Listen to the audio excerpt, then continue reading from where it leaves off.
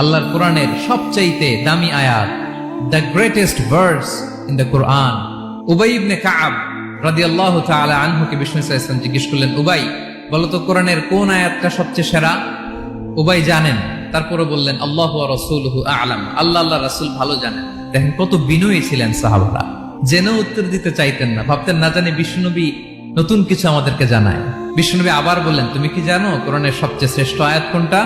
এবার উবাই ভাবলেন এবার আমি উত্তরটা দিয়েই দেই। তিনি বললেন আয়াতুল কুরসি, আল্লাহু লা ইলাহা ইল্লা হুয়াল হাইয়ুল কাইয়ুম, এটা শ্রেষ্ঠ আয়াত। বিষ্ণুনবী খুশি হয়ে উবাই ইবনে কাবের বুকে একটা চাপড় মারলেন, এরকম আদরের চাপড় দিয়ে বললেন, লিয়াহনিকাল ইলমু ইয়া আবুল মুনজির, হে আবুল মুনজির, জ্ঞান এবং প্রজ্ঞা তোমার জন্য মোবারক হোক, তুমি ঠিক বলেছো। সুবহানাল্লাহ পড়ে।